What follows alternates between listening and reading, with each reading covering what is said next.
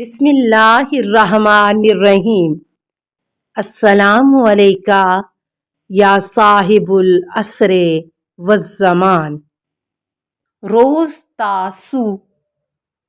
روز تاسوع کے واقعات۔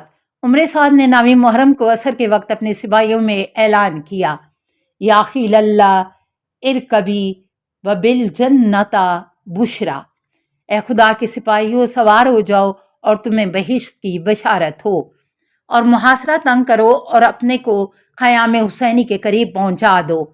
امام حسین علیہ السلام خیمے کے نزدیک تلوار پر ٹیک لگائے ہوئے تھے۔ اسی لمحے آپ پر غنودگی طاری ہوئی۔ خواب میں دیکھا کہ رسول خدا صلی اللہ علیہ وآلہ وسلم آپ سے فرما رہے ہیں، تم بہت جلد میرے پاس آ جاؤ گے۔ حضرت زینب سلام اللہ علیہا نے دشمن کے سپاہیوں کا شور اور گھوڑوں کی ہنہناہٹ سنی تو بھائی کے پاس آ کر عرض کی، دشمن ہم سے قریب ہو گئے۔ امام علیہ السلام نے اپنے بھائی عباس سے فرمایا، میری طرف سے اس قوم سے جا کر پوچھو کہ کس لیے آئے ہیں، ان کا ارادہ کیا ہے۔ حضرت عباس نے 20 سواروں کو لیا، جن میں زہیر ابن کین اور حبیب ابن مظاہر بھی تھے، اور دشمن کے لشکر کی طرف گئے۔ پوچھا کہ تمہارا مقصد کیا ہے اور کیوں آئے ہو؟ دشمن نے کہا کہ امیر کا فرمان صادر ہوا ہے کہ یا تو بات مانو یا پھر ہم تم سے جنگ کریں گے۔ حضرت عباس علیہ السلام واپس امام کی خدمت میں گئے اور ان کا جواب سنا دیا۔ جو لوگ عباس علیہ السلام کے ساتھ گئے تھے وہیں ٹھہرے رہے اور دشمن کو نصیحت کرتے رہے۔ حبیب بن مظاہر نے فرمایا، خدا کی قسم تم لوگ بہت برے آدمی ہو۔ تم لوگ وہ ہو کہ قیامت میں قاتل اہل بیت رسول قرار دیے جاؤ گے۔ تم لوگ ان نیک اور صالح و عابد بندگان خدا کے قاتل کی حیثیت سے پہچانے جاؤ گے۔ دشمن کی فوج میں ایک شخص عزرا نام کا تھا۔ اس نے کہا، کیا تم نے اپنے آپ کو پاک صاف کر لیا ہے؟ زہیر نے عزرا سے فرمایا، خدا نے حبیب کو پاک اور ہدایت یافتہ قرار دیا ہے۔ خدا سے ڈرو، تقوی الہی اختیار کرو۔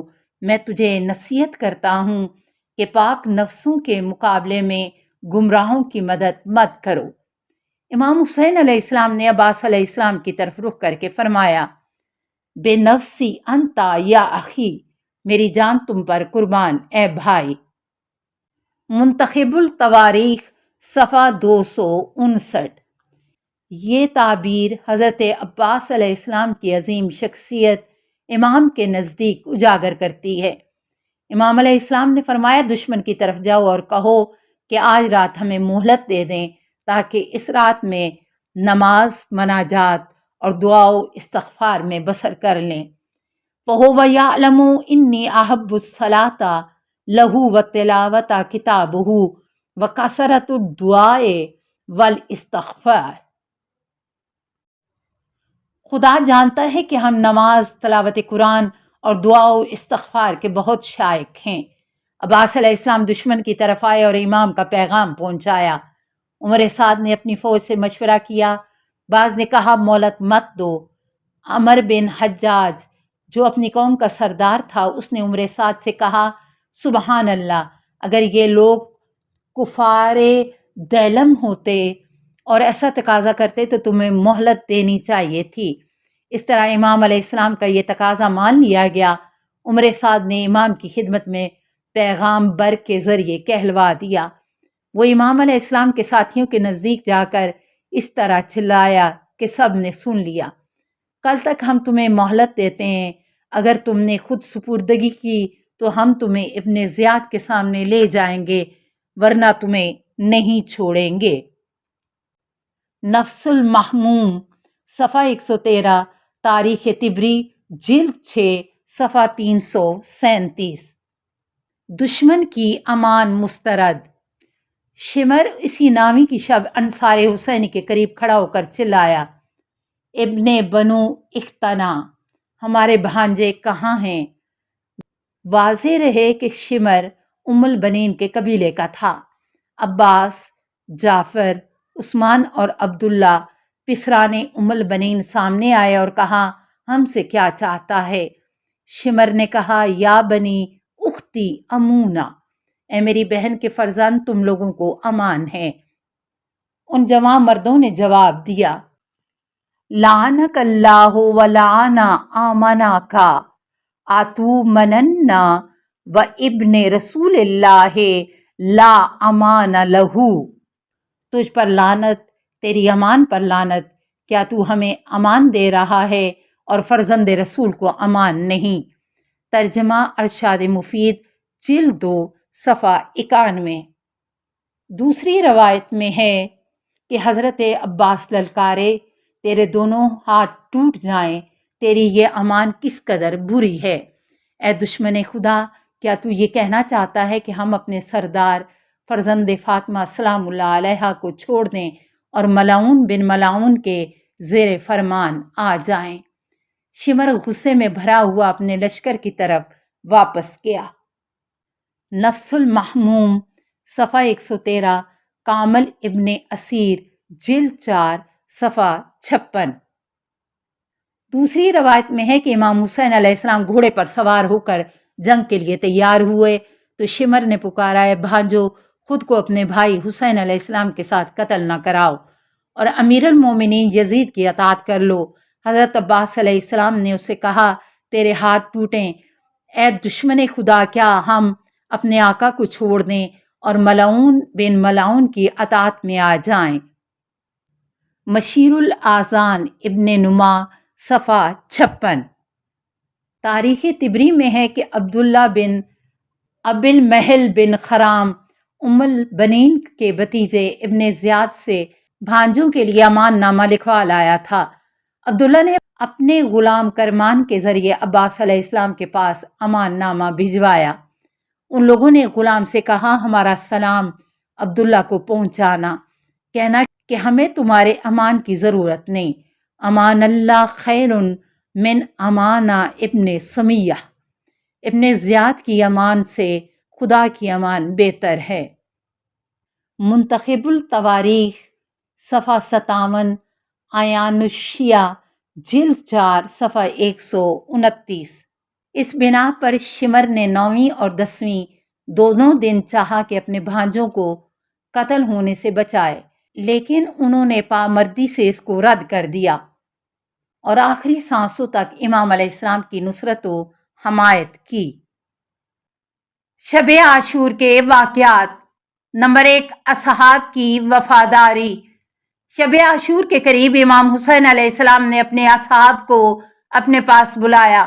امام سجاد علیہ السلام فرماتے ہیں کہ میں بیمار ہونے کے باوجود قریب پہنچا کہ سن سکوں کہ بابا ان سے کیا کہتے ہیں۔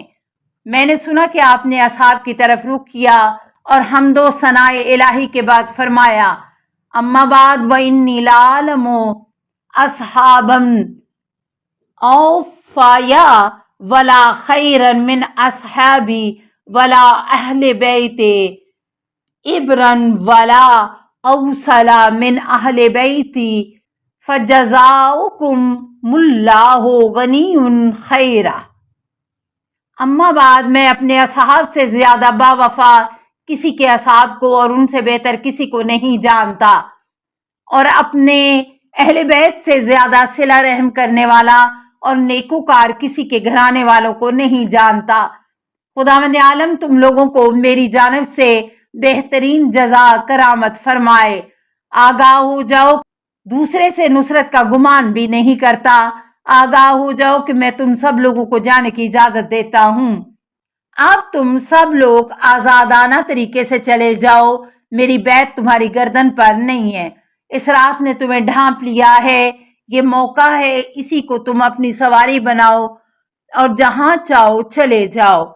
یہ سن کر آپ کے بھائیوں نے، بیٹوں نے، بھتیجوں نے اور بھانجوں پسران عبداللہ بن جعفر و زینب نے سامنے آ کر کہا ہم یہ کس لیے کریں؟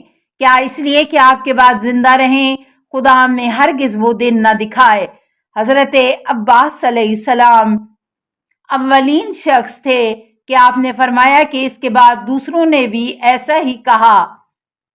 امام حسین علیہ السلام نے عقیل کے فرزندوں کی طرف رخ کیا اور فرمایا، اے پسران عقیل، مسلم کا قتل ہونا کافی ہے، اب تم لوگ چلے جاؤ، میں تمہیں جانے کی اجازت دیتا ہوں۔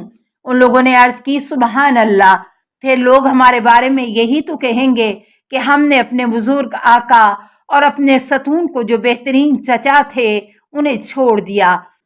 السلام علیکہ یا صاحب العصر والزمان، الامان الامان الامان من فتن الزمان، السلام علیکہ یا خلیفۃ الرحمن، السلام علیکہ یا امام الانس والجان، السلام علیکہ یا مظہر الایمان، السلام علیکہ یا شریک القرآن، السلام علیکہ یا قاطع البرہان، السلام علیکہ یا امام زماننا، ھذا اجل اللہ فرجک وسہل اللہ مخرجک وظہورک، السلام علیکہ ورحمۃ اللہ۔ اللہم صلی علی محمد و آل محمد۔